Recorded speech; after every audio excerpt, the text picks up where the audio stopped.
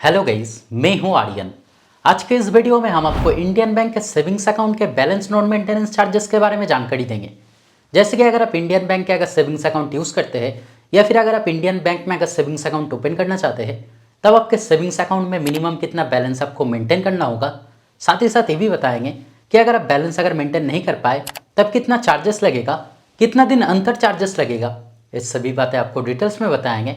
लेकिन इससे पहले अगर आप इस चैनल पर पहली बार आए हैं तो काइंडली चैनल को सब्सक्राइब करें और वीडियो को बिना स्किप किए एंड तक ज़रूर देखें।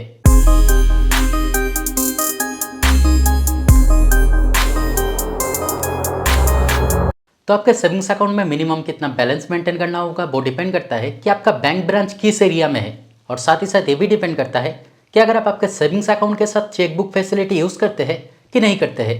तो अगर आप आपके सेविंग्स अकाउंट के साथ अगर चेकबुक फैसिलिटी अगर यूज़ करते हैं और अगर आप मेट्रो या फिर अगर अर्बन एरिया में रहते हैं, तब 2500 एवरेज मंथली बैलेंस आपको मेंटेन करना होगा।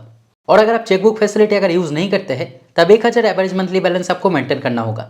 अगर आप सेमी अर्बन या फिर अगर रूरल एरिया में रहते हैं और अगर आप आपके सेविंग्स अकाउंट के साथ अगर चेकबुक फैसिलिटी यूज़ करते हैं, तब 1000 एवरेज मंथली बैलेंस आपको मेंटेन करना होगा।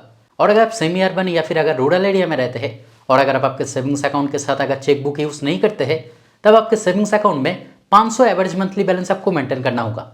तो यहाँ पे आपको जानकारी रखना है कि एवरेज मंथली बैलेंस आपको मेंटेन करना होगा, यानी हर महीने का एवरेज बैलेंस आपको मेंटेन करना होगा। और किसी महीने में अगर आप बैलेंस मेंटेन अगर नहीं कर पाए तब उस महीने में चार्जेस लगेगा, यानी बैलेंस नॉन मेंटेनेंस के लिए किसी महीने में मैक्सिमम एक बार ही चार्जेस लगेगा। तो चलिए अब जान लेते हैं कि अगर आप मिनिमम बैलेंस अगर मेंटेन नहीं कर पाए तब कितना चार्जेस लगेगा और मैक्सिमम कितना चार्जेस लगेगा।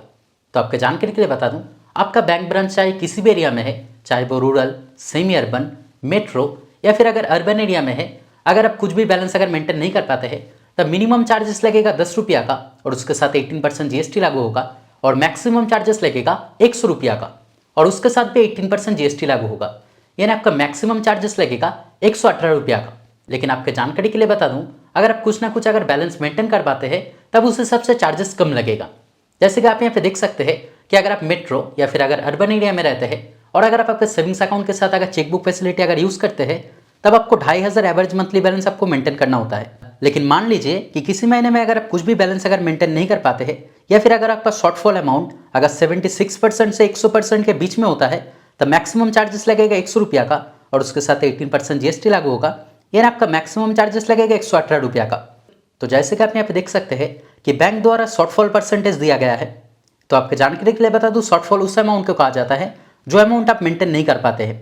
जैसे कि एग्जाम्पल के तौर पे मान लीजिए कि मेट्रो या फिर अगर अर्बन एरिया में आप रहते हैं, तब 2500 एवरेज मंथली बैलेंस आपको मेंटेन करना होता है। लेकिन किसी महीने में अगर आप कंप्लीटली बैलेंस अगर मेंटेन नहीं कर पाए, एग्जाम्पल के तौर पे मान लीजिए कि अगर आप 2000 एवरेज मंथली बैलेंस अगर मेंटेन कर पाए, तब 500 जो बैलेंस आप मेंटेन नहीं कर पाए उसे ही शॉर्टफॉल अमाउंट कहा जाता है। तो बैंक द्वारा यहाँ पे परसेंटेज के हिसाब से दिया गया है, लेकिन आपके इजी अंडरस्टैंडिंग के लिए मैंने यहाँ पे अमाउंट पे कन्वर्ट कर दिया है।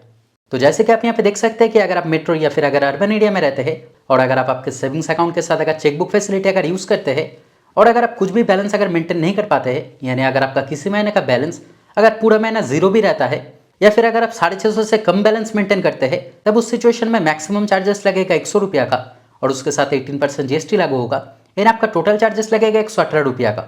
लेकिन अगर आप कुछ ना कुछ अगर बैलेंस मेंटेन कर पाते हैं तब उस हिसाब से चार्जेस कम लगेगा। जैसे कि मान लीजिए कि अगर आप 2500 एवरेज मंथली बैलेंस मेंटेन नहीं कर पाए, लेकिन अगर आप 650 से 1274 के बीच में एवरेज मंथली बैलेंस मेंटेन कर पाए, तब उस सिचुएशन में चार्जेस लगेगा 88 रुपीज़ का। ठीक इसी तरह से जितना ज़्यादा आप बैलेंस मेंटेन करेंगे उतना चार्जेस कम लगेगा। और अगर आप मेट्रो या फिर अगर अर्बन एरिया में रहते हैं और अगर आप आपके सेविंग्स अकाउंट के साथ अगर चेकबुक यूज़ नहीं करते हैं, तब आपको 1000 एवरेज मंथली बैलेंस मेंटेन करना होता है। लेकिन यहाँ पे भी अगर आप कुछ भी बैलेंस अगर मेंटेन नहीं कर पाए या फिर अगर आप एवरेज में अगर 250 से कम बैलेंस मेंटेन कर पाए, तब आपका मैक्सिमम चार्जेस लगेगा 118 रुपया का। लेकिन यहाँ पे भी अगर आप कुछ ना कुछ अगर एवरेज मंथली बैलेंस मेंटेन कर पाते हैं, तब उस हिसाब से चार्जेस कम लगेगा। अगर आप सेमी अर्बन या फिर अगर रूरल एरिया में रहते हैं और अगर आप आपके सेविंग्स अकाउंट के साथ अगर चेकबुक यूज़ करते हैं, तब 1000 एवरेज मंथली बैलेंस आपको मेंटेन करना होता है। लेकिन अगर आप किसी महीने में कुछ भी बैलेंस अगर मेंटेन नहीं कर पाते हैं या फिर अगर 250 से कम बैलेंस मेंटेन करते हैं, तब उस सिचुएशन में आपका चार्जेस लगेगा मैक्सिमम 118 रुपया का। लेकिन यहाँ पे भी जैसे कि आप देख सकते हैं कि अगर आप कुछ ना कुछ अगर बैलेंस मेंटेन कर पाते हैं, तब उस तरह से चार्जेस कम लगेगा।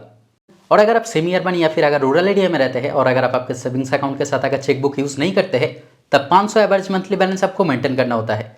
लेकिन यहाँ पे भी अगर आप कुछ भी बैलेंस मेंटेन नहीं कर पाते हैं तब आपका मैक्सिमम चार्जेस लगेगा 118 रुपया का। और यहाँ पे भी अगर आप कुछ ना कुछ अगर बैलेंस मेंटेन कर पाते हैं तब उस हिसाब से चार्जेस कम लगेगा। तो जैसे कि हमने आपको पहले ही बताया कि अगर आपका बैंक ब्रांच किसी भी एरिया में है, अगर आप बैलेंस मेंटेन अगर नहीं कर पाए तब मिनिमम चार्जेस लगेगा 10 रुपया का और उसके साथ 18% जीएसटी लागू होगा। और मैक्सिमम चार्जेस लगेगा 100 रुपया का और उसके साथ भी 18% जीएसटी लागू होगा। यानी किसी महीने का आपका मैक्सिमम चार्जेस लगेगा 118 रुपया का। और जैसे कि हमने आपको बताया कि अगर आप कंप्लीटली बैलेंस अगर मेंटेन नहीं कर पाते हैं, लेकिन अगर आप कुछ ना कुछ अगर एवरेज मंथली बैलेंस मेंटेन कर पाते हैं तब उस हिसाब से चार्जेस कम लगेगा। तो दोस्तों आज के वीडियो में इतना ही। उम्मीद करते हैं वीडियो आपके लिए हेल्पफुल रहा। अगर फिर भी कोई डाउट रहा है तो कमेंट करके ज़रूर बताएं, मैं आपका कमेंट का रिप्लाई ज़रूर करूँगा। और अगर वीडियो पसंद आए तो लाइक और शेयर करें और इस तरह के वीडियो देखने के लिए चैनल को ज़रूर सब्सक्राइब करें। Thank you.